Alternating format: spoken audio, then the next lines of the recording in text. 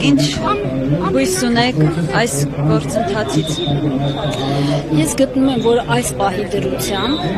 սա միակ տարբերակն է, որով կարելի է թուրքական իշխանությանը վռնդել աթոռներից։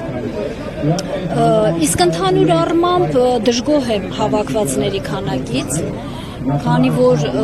ես մի քիչ ավելի առաջ եմ դեպի մտածում ես վահին, չէ որ մենք ունենք մի բավականին մեծ հանրություն մայրիկների ու հայրիկների, որոնց բալիկները 17-18 տարեկանին են մոտենում եւ նրանք շուտով զորակոչվելու են, պարտադիր զորակոչվելու են բանը։ Եթե այդ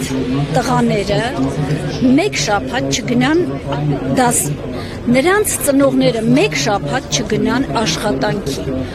վստահ եմ, հարգելիներս ասում եմ, ձեր երեխաները սովից չեն մեռնի մեկ շաբաթում, բայց դուք կկարողանեք փրկել ձեր ընտանիքը դրանով, ընդամենը մեկ շաբաթ տրամադրեք պարզապես այս սուրբ գործին, հայրենիքը փրկեք, որպեսզի ձեր ընտանիքը կարողանա հետագայում ամուր հողի վրա կանգնի, եթե ոչ ձեր երեխաներին պատկերացրեք 2020 թվականին բայրակթարների տակ, այդ դեպքում դուք կհասկանաք, որ դա պարտադիր պայման է։ Նրանք պարտադիր պետք է իրենց գլխով անցկացնեն դա, որպեսզի հասկանան ինչ է սպառնում, քանի դեռ սպառնալիքը չեն տեսել, այդ տեսեք Տիկին Ալեքսանդրյանը շատ ճիշտ ասաց, տանը վերընկած են։ Ես երբևիցե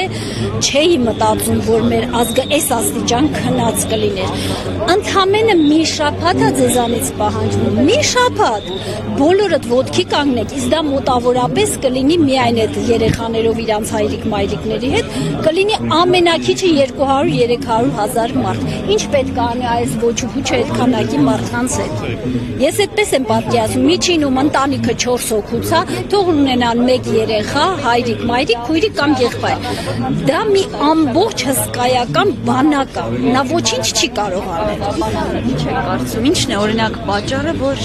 ժողովուրդը այդ քայլին չի դիմում։ Ես հենց այդ եմ ասում նրանց,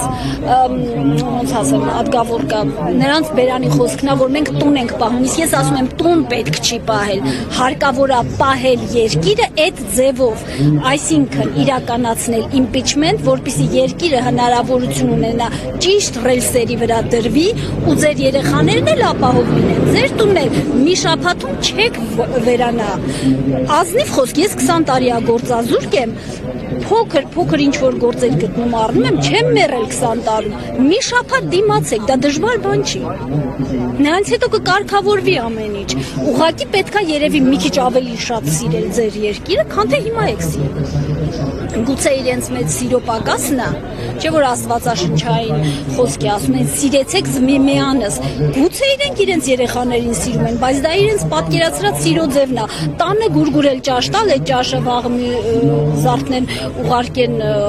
հայտնի ուղղությամբ, հետո հաջորդ օրը նորից ճաշ ուտել, նորից բա հետո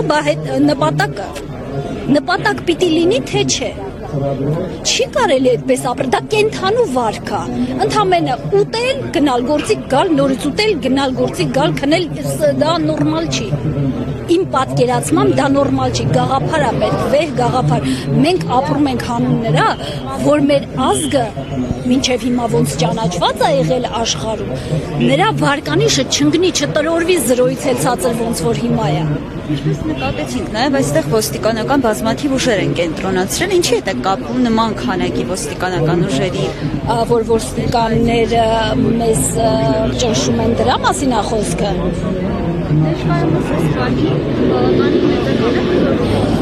Դե մեծականակ ոստիկանները իրենց կամքով չեն եկել, բայց էլի նույն գաղափարից, տուն պահելու գաղափարից, եթե իրենք էլ նույն կերպ վարվեն, նորից նույնը, ամեն ինչ գալիս է այդ փողին, որը իրանց գրպանում է դրված, ընդ որում իրանց երևի ոչ մեկը չի ասում, որ դա Թուրքիայից է ներկրված, դու որպես Թուրքիայի ներկայացուցիչ, հիմա հայ ժողովրդի գլխին, ասենք թե 1 տարի առաջ, ոնց որ հունիսի 12-ին եղավ, ես էլի այստեղ էի,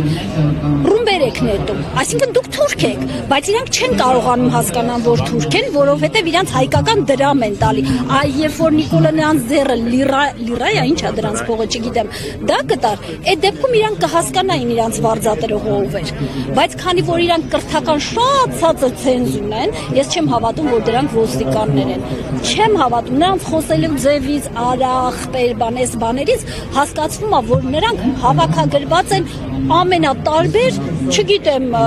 չեմ ուզում այս պահին հովիվներին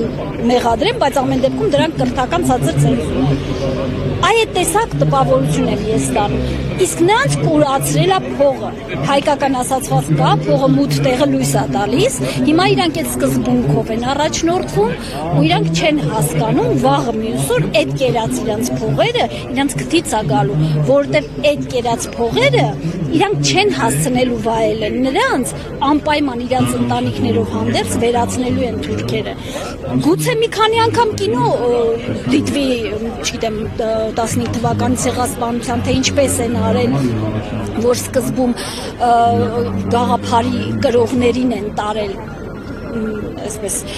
ոնց որ հիմա է արվում ի դեպ, ասենք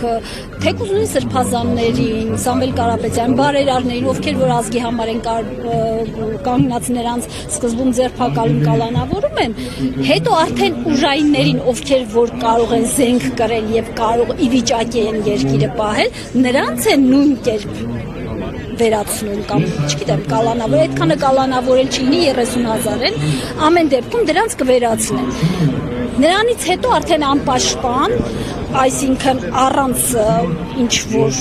հմտությունների, ոնց որ ասենք կանայք են, զենք կրել չգիտեն եւ այլ, նրանց վերացնելը հեշտ է շատ։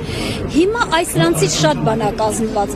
կախված։ Գոնե իրենք կարողանային տրամաբանել իրենց մեջի ավակները, որոնք դեռ սովետական տարիներին են ծառայել, նրանք որոշ չափով տրամաբանում են, նրանք երիտասարդներին պետք է բացատրեն, որ չի կարելի այդպես։